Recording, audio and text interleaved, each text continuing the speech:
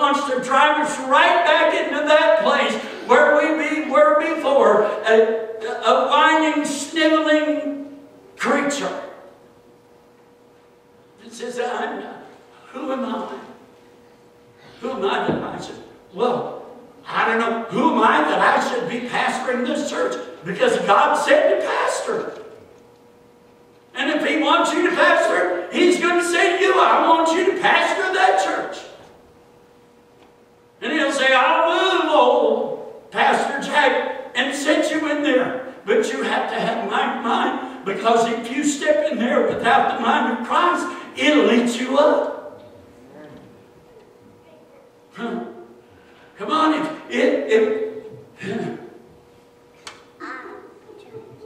oh.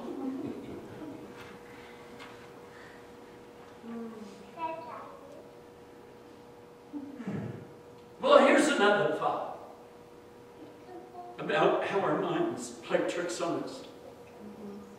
Did Jesus ever say, I'm a bastard child and I have no right to be this? He never did. Because He knew He was the Son of God. Now when you finally plug in on that and you finally say, yeah, I'm a son of God. I'm not a bastard. I'm not a leftover. I'm not a piece of junk. I'm not something somebody else has the right to throw away. I am as much a son of God as Jesus said He was. And not once have I ever read that He even implied that because He was raised in a society that already condemned Him and His mother and His father and Joseph, His father. I'm just saying because Joseph became His father. They lived under that scrutiny in that time that Jesus was a bastard child. Because He was born before Joseph got married. That stigma was there, but He rose above it. Praise God, because He knew He was the Son of God. And He had that mind in Him that said it doesn't make any difference where I come from, how I got here. I am the Son of God. And you got to get that. If you don't get that and you walk away from here today, you are on a downward journey. But when you can finally say, I don't care what they say about me, I am the Son of God. I have been called. I've been called to preach, to prophesy.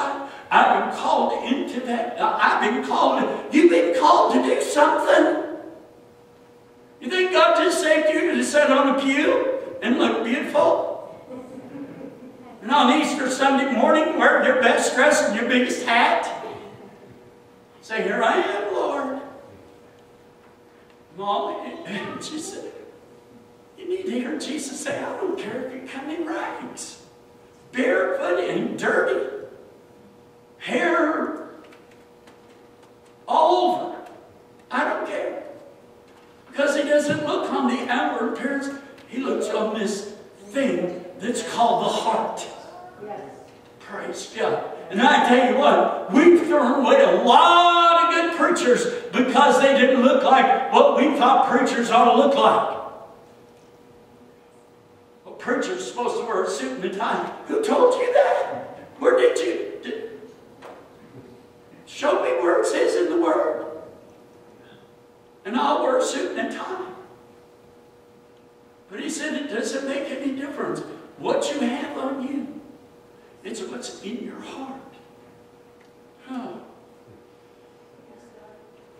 The heart, the seat of our thinking process. That mind that filters stuff out that shouldn't be filtered out. So when we get this mind of Christ, when we finally here to understand what I think about myself in my heart is what I am. And I tell you what God has called you to bring, don't ever feel like you have to prove it to anybody, because you don't. And if somebody says, well, prove that ministry to me,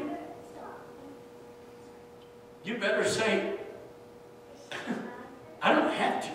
It will prove itself. And I've already got you put where you want to be. And it's not who you think you are. Because if we had this mind of Christ, it would be to embrace, not to exclude. But I tell you what, we've lived in an exclusive society. Well, if they don't go to our church, if they don't have our doctrines, if they don't pray like we do, if they don't preach like we do, if they don't look like we do, we exclude them. How about when Jesus was going through the city and they were having kind of a parade and he was riding a donkey and people were just yelling and hooting and hollering and, you know, laying down the palm branches and laying down their cloaks, and Jesus was coming, and the priests come out of the temple saying, be quiet! We're waiting for the Messiah, and you're disturbing us. And there he was, on the donkey, heading the parade. But they excluded him, because he didn't conform to the temple regulations. Oh, we got made by man.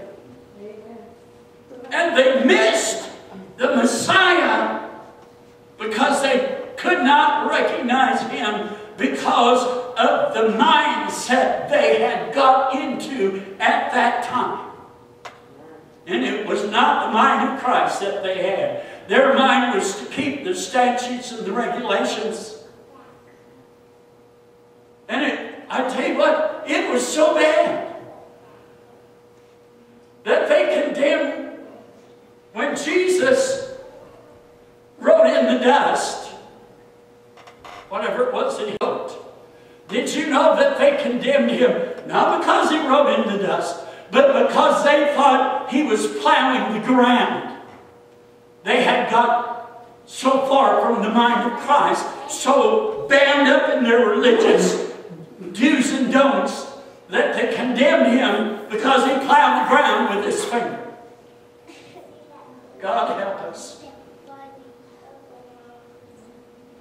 get free from religion and plugged into spirituality, where we can have this mind of Christ.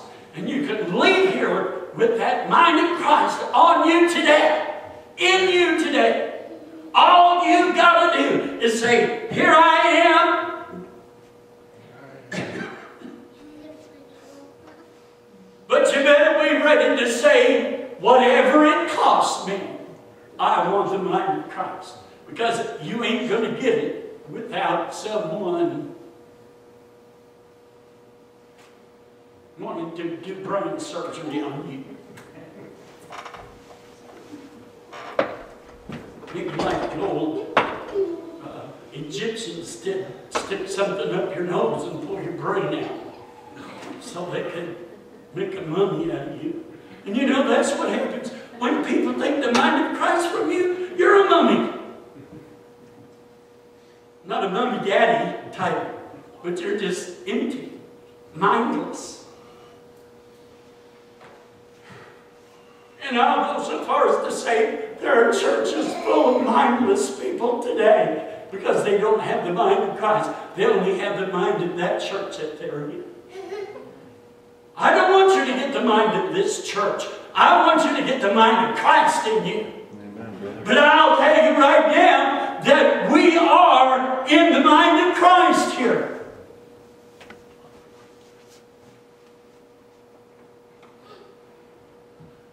Take this mind of Christ with you today and apply it to every situation that you got. Your marriage, your kids, your job,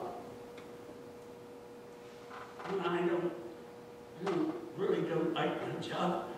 Well, get the mind of Christ on it. And you'll